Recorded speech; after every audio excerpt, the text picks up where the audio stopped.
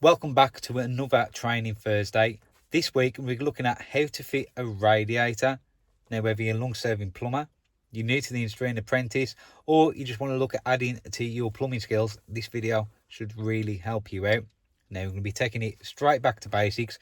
We're looking at how to drain a system, how to remove an old radiator, how to hang a new radiator, how to get the height for your brackets of the new radiator, how to fit the valves, and filling up the system. So basically, it's a step-by-step guide on how to fit a new radiator. So I hope it helps you out. As always, thanks for your support. I really appreciate it. If you have any questions, just drop them in the comments. I'll do my best to answer them. If this video helps you out, give it a thumbs up.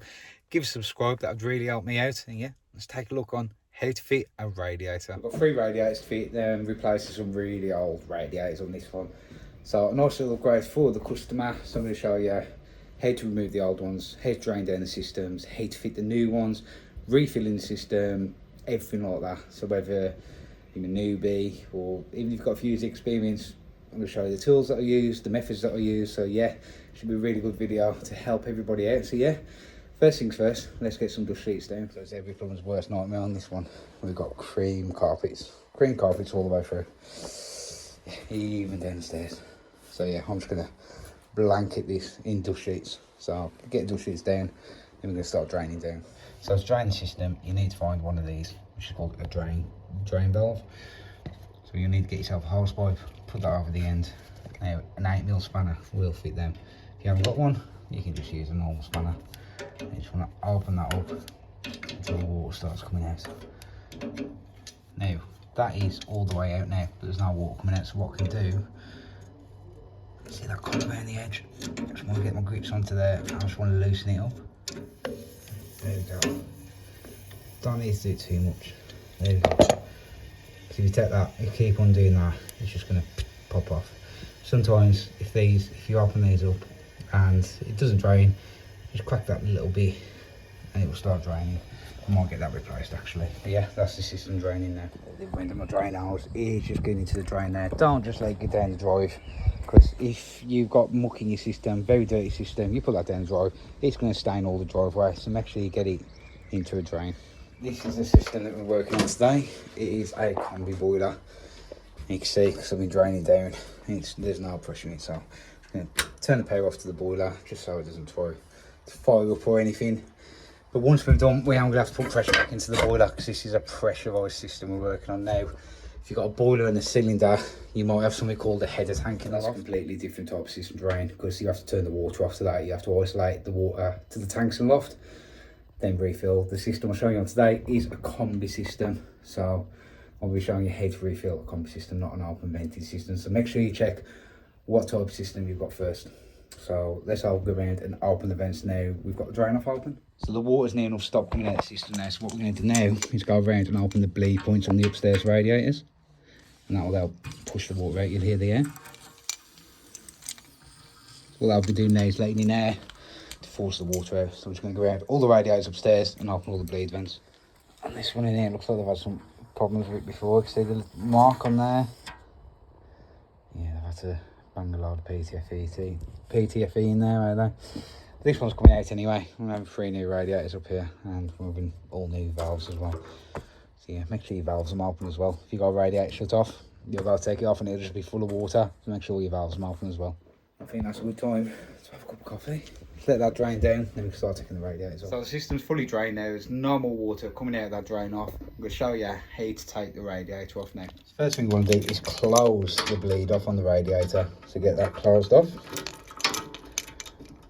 Now, because we're taking the valves off, this is probably the safest and easiest way. Take this one off, we're going to close off that TRV. Then we're going to take the cap off this. This is called the lock shield. And then we're just going to close that off as well. Just get your spanner. And you can just close that off. Just keep turning. So there the valves are locked down. What we're going to do is just undo the bottom nut. Undo the bottom nut here. Then we're going to do the same this side as well. We're going to undo that nut there on the bottom. Alright, so both nuts are completely off now. So that nut's off, that nut's off. So what we can do now, lift the radiator up, And because the valves are shut down, no water will come out of the radiator, because there still will be a bit of water left in that radiator. Now we lift it off, there won't be no water in it. So even though no water should technically come out because the valves are off, I've still got a dust sheet down. I'm still going to flip it. It's just what I normally do. So you'll see what I'm going to do, lift the radiator off. And what you can do is flip the radiator. So no water come out because the valves are off, but flipping the radiator now with that bleed point closed, no water at all will come out of this when I take it downstairs. So yeah, that's ready to go.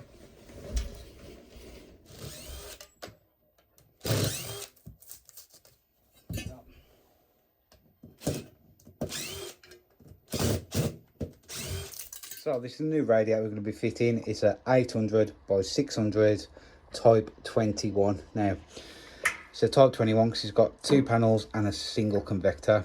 Type 22, which is a double, will have 2 panels and 2 convectors. Type 21 will just have the front panel and the convector, not this back panel here. So that is a type 21. So I took all the packaging off. You'll notice most of the time they have these black clamps. Take them off, don't need them. It'll come with the instructions, brackets and your hardware pack.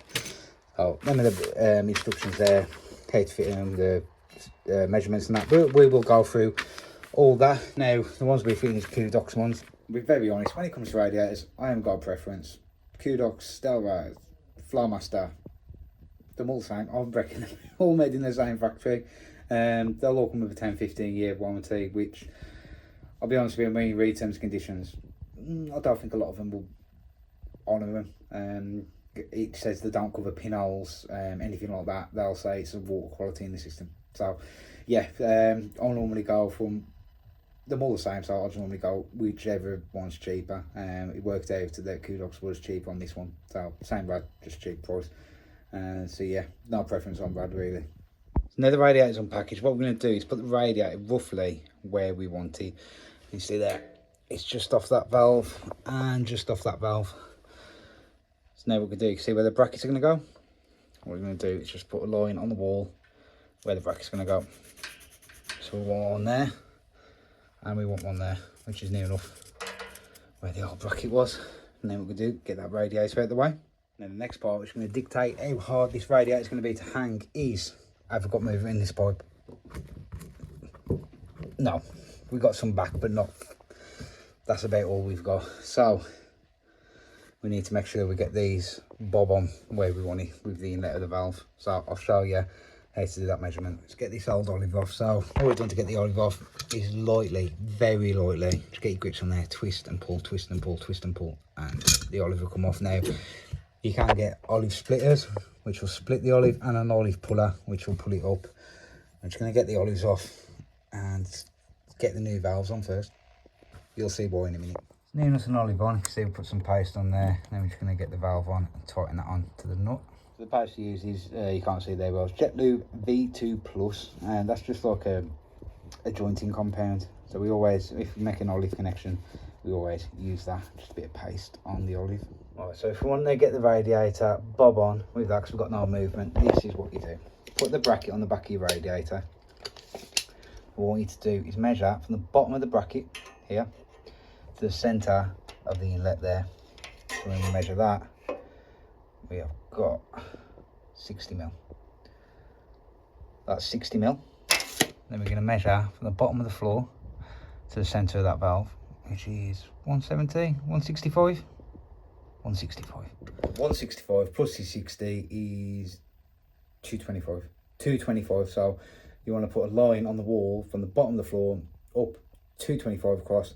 That'll be where you want the bottom of the bracket, and that should line bob on with that valve. Let's find out. It's got a line there, 225 off the floor. So we're going to get our spirit level now, put a line all the way across. Then where we put lines earlier, where our bracket's going to go, do a line down, and they'll meet somewhere, and that's where you want to put your bracket.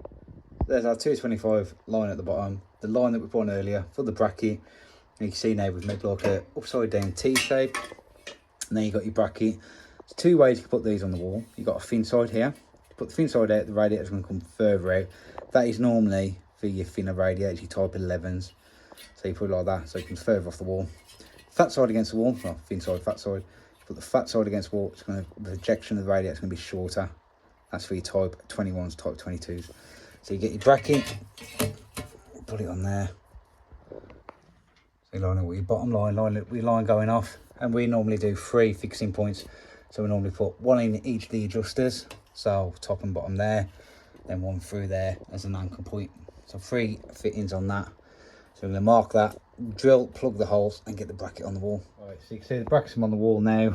Now I don't use the fittings that come with the radiator, I use 2-inch 10s and brown plugs. I just don't like the fittings that come with these. So yeah, these come in your pack as well. Them are called anti-rattles. You need to put them on, stop the radiator from rattling. So pop them on there, and then another one goes on the bottom. And you should do that for each radiator. So you do them for each bracket, not each radiator. There we go. That's all I'm all on. So yeah, anti-rattles I'm on, brackets I'm on. Let's hang the radiator. Right, come on, this roof.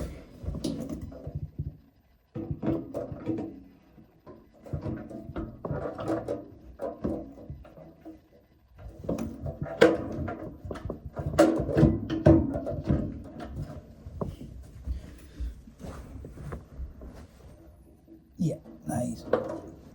Yeah, that's great. There you go. That is near enough in line. That'll go in fine, that will. There you go. Perfect. I don't think it's sitting properly. I think I've nicked one of the anti-rattles, so I'm just going to pop it back off and double check. So hook on, push it against the bracket, and what you can do is up and a little bit forward and on. There we go, it's better, it's in the middle now. So what I've done is the anti-rattle all sitting properly, so I'll just give it a squish down. There we go. So yeah, that'll line up with that side, that'll line up with that side. Bob on perfect. Now, because it's drained down, you can just cut the pipe off and put a new stab of pipe in if you want, and hang it wherever you want, but we've just done it so it's lined back up in line. So yeah, just gonna get the tile in there, connect that up. Now, to put the tile in the rad, you can use 2 different things. You use PTFE, old school, nothing wrong with it, it works perfect. We don't use that though, we use liquid PTFE. Now, that was a game changer. I remember the first time I used this, I was like, that's never gonna work. I was really, when I filled back up, I was like, please hold. But I've been using it now 18 months and it's been rock solid. Really good stuff. Let me show you how it works. So you got your tail, what we do, blob a bit on. Now it says put it on the 1st and the 3rd thread, but I'll be honest with you, I'll just wallop it on, I'll do. There we go. So get some liquid PTFE on your thread. Now this is a scary part, because all you're going to do is put it in hand tight and make sure you've got your dust sheet underneath it as well, because you don't want this dripping on the carpet. So yeah, line it up, screw it in. That's it. Just hand tight. It is scary, I ain't gonna lie, because you'll be like, what? Will that seal? It will seal. Give that 5-10 minutes, it'll be rock solid and it will seal. So yeah, liquid PTFE. That one's that rapid blue stuff, but you can get different types, but be using rapid blue stuff a while and it's been absolutely great. So yeah, tail on, give that 5-10 minutes, and yeah, that one go rock solid. So I'm waiting for that to set. We might as well get our caps in. So I'm just gonna under the blanking cap, we get our bleed and our blanking. Now it don't really matter which end you put the bleed or the cap. Think about when you're bleeding it. So this side's got the more room in the room. I'm gonna put my bleed there, and my cap can just go that in. So yeah, just gonna tighten that in. You don't need to put any thread or anything like that. There's a rubber wash O-ring on there that'll seal it. So yeah, just tighten that in. So there we go. I've got this valve in here, and I've got that valve in. Like I said, make sure you paste your olives before you put them in. Tighten it all up. Happy days. Now, looks all neat, tidy, sorted, nice and straight, nice and level. However, that valve there, I don't know if you can notice, but it's coming in at a slight angle. You probably see it better from the side. See? Yeah, so it's coming in like that. Now, I said to the customer, I can get the carpet up, cut the pipe back, put a new bit of pipe in. Not a problem, it'll be extra, but I can do it. Or you can just have it going in at an angle like that. The customer said they're fine with it going in at an angle like that. So I don't mind getting the floor up and adjusting the pipe work, but the customer says no, it's fine. Can't even tell. So there you go. Just be wary when you do get new radiators, they might come further off the wall, so the pipes might not line up perfect, but say we've got enough an angle on that just to get it in. There you go. So just going to put the TRV on, just take that cap off. TRV head, push down, and that just tightens on like that. There we go. Another little tip, I know I've seen this before, the caps, the blanking caps that you get at the radiator, you can actually keep them and then we'll blank off your old radiator. So if you take the tails out, then will fit perfect into your old radiators when you're taking them out or disposing of them. So yeah, it'll just plug off your old radiator. So worth keeping a couple of them. But yeah, that's one radiator done. We've got two more, they are bigger though, to get done. So yeah, see how we get on with them. And we are using the Velocity 9.0 bag, and this is like my install bag, so you see I'll get all my drills, everything I need in there.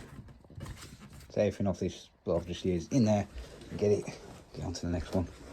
This is the next radiator I'm doing. I don't like how low this one is. I don't. So I think what I'm going to do is raise the level of the pipe work. So I'm going to get in between the skating board and the windowsill. It's a little bit too low at the moment. So same again for this one. Shut off the valves, shut off the bleed, take it off, get it out of the way, then we'll get the new one up here. So like I said, just shut the valve off, but that is a big no-no. You see the PTFE on the thread? It don't do nothing. This is the seal here between the nut and the valve, the olive. That's what seals. You put PTFE on that thread, it doesn't do anything. That's the biggest mistake I see DIYers do, is put the PTFE on the thread. It don't do nothing. You want paste on the olive. You can put PTFE on the olive. Look how loose that one is. Oh my God. No, and that's been leaking. That, I mean, I think that could have been with taking off, and I think it's I think the banjo held it up that much, it's going to have crimped the pipe. We'll find out. But yeah, PTFE round the thread won't do nothing. But yeah, that one's ready to come off now. There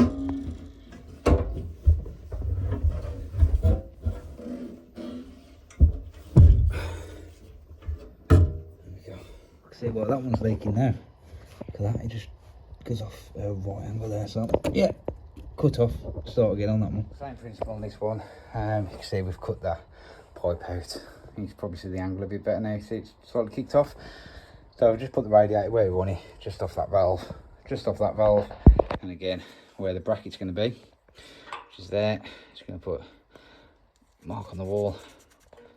Same that side. Get the height of this one again. Bracket on the back of the rad. Measure from the bottom of the bracket to the bottom of the rad. It's about 90mm. Now you can do it to the top. You can do it to the top. Some people do it to the top.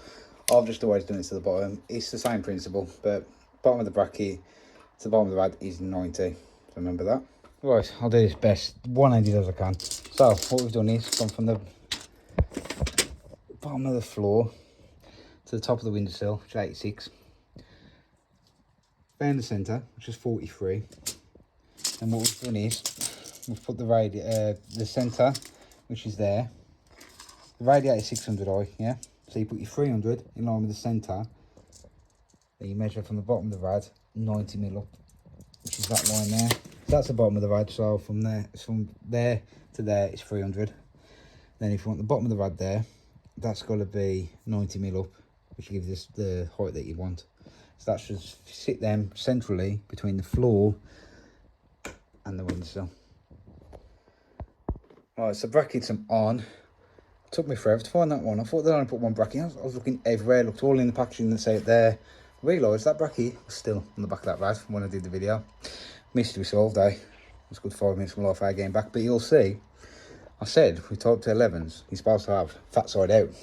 Well, I have put thin side out, haven't I? You know why? Because it looks better. You're supposed to have the fat side out for convection, but the thin side being out looks better. A lot of people do fit them like this. They do, because if you fit that side out, there's a big gap behind the back of the radiator and it looks naff. So yeah, thin side out will look better. Fat side out is for convection to get down the back. But yeah, so we've done thin side out. You can slate me in the comments for that if you want. So thin side out, let's get the radiator on the wall. There you go. That looks better. There's actually equal distance between the floor and the windowsill, I promise you. It's 130 each one. But yeah, that's raised it up a bit. So I've got to put some stab thing. You'll see how much it's raised it by. There you go. So it has raised it quite a bit off the floor. So yeah, there is a bit of water still left in there, so I might get the wet back out. Get the wet back on there, get the water out. 2 stabs of pipe up. We should be able to connect that up. So now the radiator's on, we need to extend the pipe. And we see it's all covered in paint. Now the easiest way I found to get paint off is a blowtorch. Heat and wire wool. I'll show you how I do it.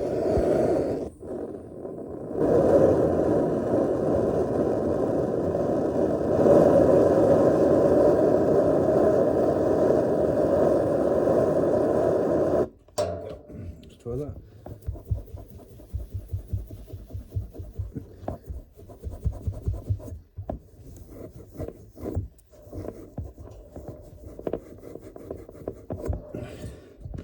There we go, last bit. You see how it caught on fire? That's when I know it's ready most of the time. Bit of wire wool, clean it up. Now I've seen people use the Dan Stoke extensions. Got something similar. Yeah, they're good though. I think they cost £3 each. The Dan Stoke ones are mug. Yeah, quite expensive, but they do work. You just put them in your drill, and it's done. But yeah, blowtorch heat, that will get paint off. You can't just keep rubbing wire wool or an abrasive pad, and it will get the paint off the pipe.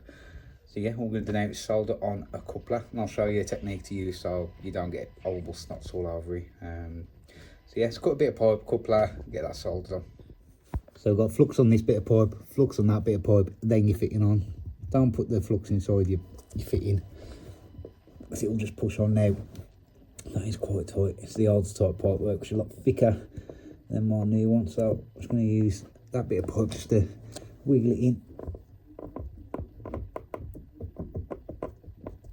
Oh, that is tight. Get a temporary hammer, just give it a tap down.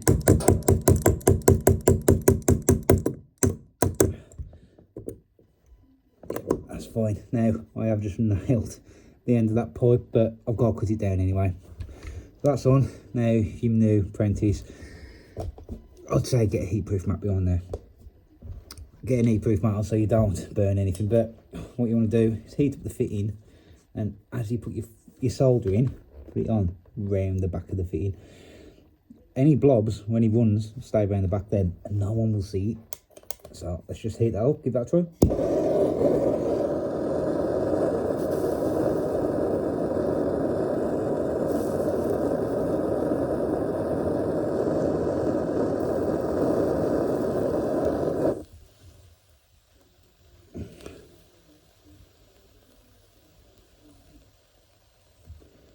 There we go.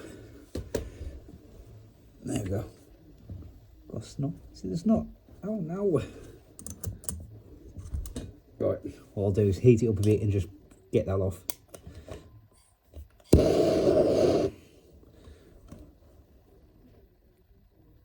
Gently, gently, gently heat that up.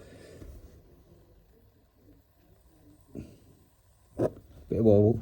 No, not enough.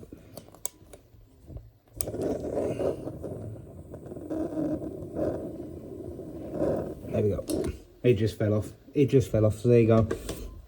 That is all soldered in. Now what I'll normally do is let it cool down a bit. This is where I'll get I'll do it a little bit too quick. So if you don't leave it long enough, all you'll do is smear the solder everywhere and it'll look rubbish. Bit of flux on a rag. And just wipe the pipe over. That'll do most of the cleaning for you.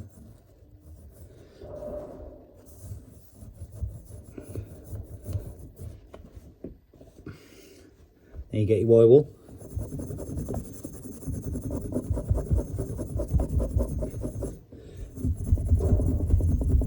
Give it a really good rub down.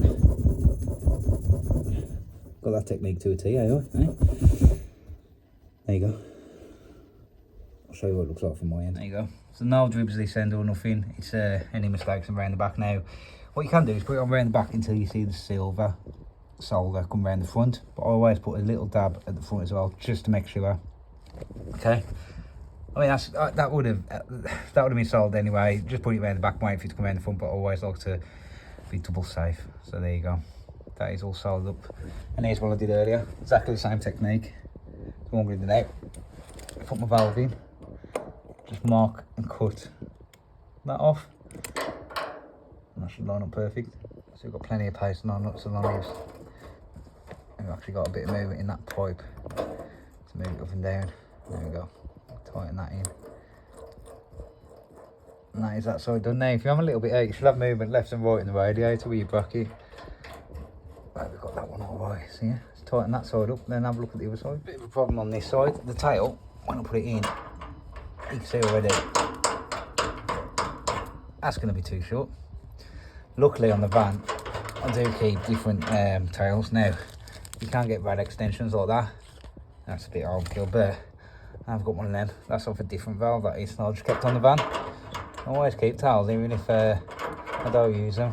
Just that, once I've screwed it in, you can see now, that's for me the perfect length. So yeah, always keep your tails. Let's get that in, get this valve on. There we go, that's how we finished on that one.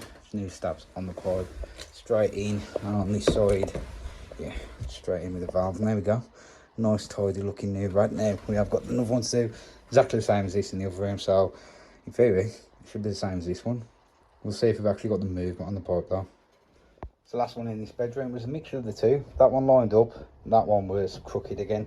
So we just put a new tail piece on there, brought it up, and yeah, that's all done. So that's the radiators all fitted, but one bit of advice, all you plumbers, never pack away your gear before you fill up. Because I can guarantee, as soon as you put it that way or that way, you'll get a leak. It's common knowledge, so leave stuff out. So we're good now, let's close any vents that we opened. We did open one on this bathroom radiator, that was the only one up here, and close the drain off downstairs, which we have already done.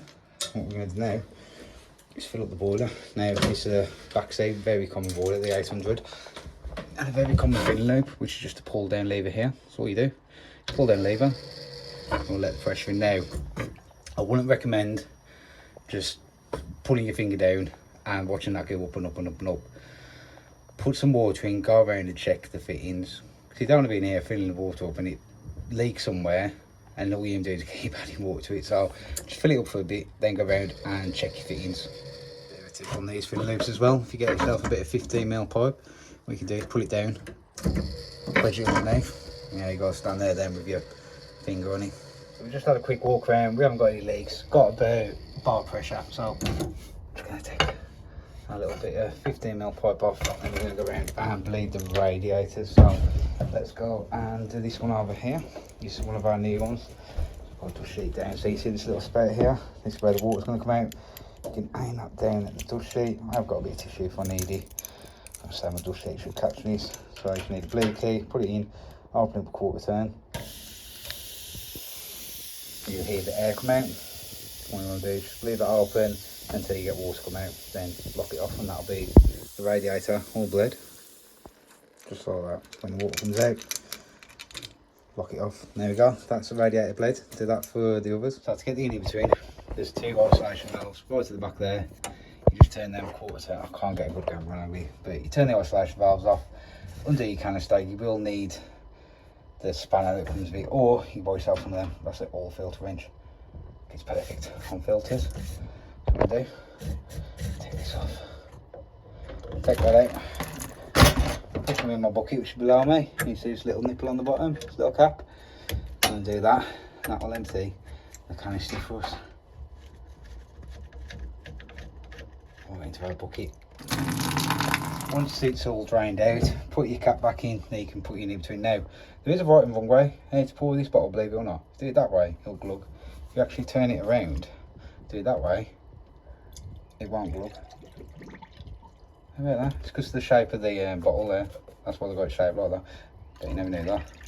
Anyway, you can't put it all in the most of these because they are too much. The only ones that I found that you can dump a full bottle in is the little Fernox ones, you know, the tiny Fernox ones.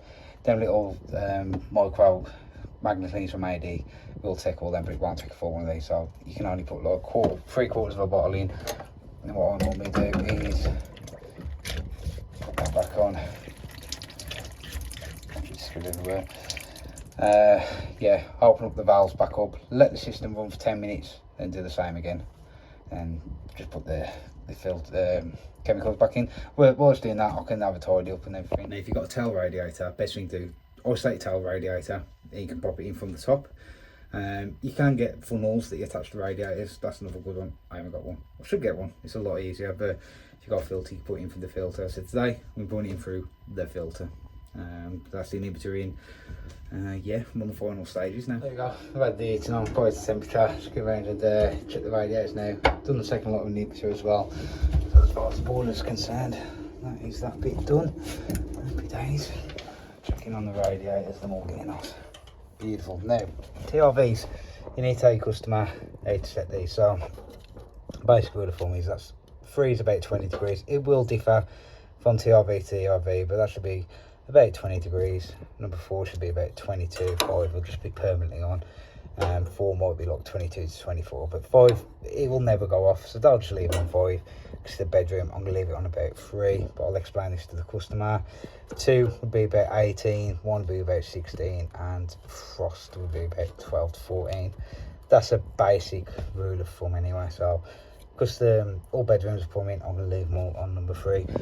And the lock shield's the other side. I'd say just open them until the radiator starts working, because you can unbalance the system when putting new radiators in. So because this one I'm working on is right next to the boiler, I've got it open about 1.5 turns and it's working fine. There's another one just the other side of this room here. I've got it open 3 turns, and the one next to that, that's open 3 turns because it's about the same distance. So you just need to gauge how much. Don't open them up fully, because you might take the heat away from one radiator and just be blasting it around this one. So make sure you walk the system and make sure all your radiators are working. That's it. That's all the radiators fitted. All of them getting hot, all packed away, all done. Now I'm gonna say this is a bit different from our channel. I hope this helps whether you're an apprentice, new to the business, DIYer. I hope it helps anybody out. And say using me, take radiators off, put new ones on, get the heights, get the right measurements and that. I say any questions, drop me in the comments. I'll do my best to answer. If you've got this style of content, let me know in the comments. Make sure you drop me a sub, really help me out. And I'll catch you on the next one. See you soon.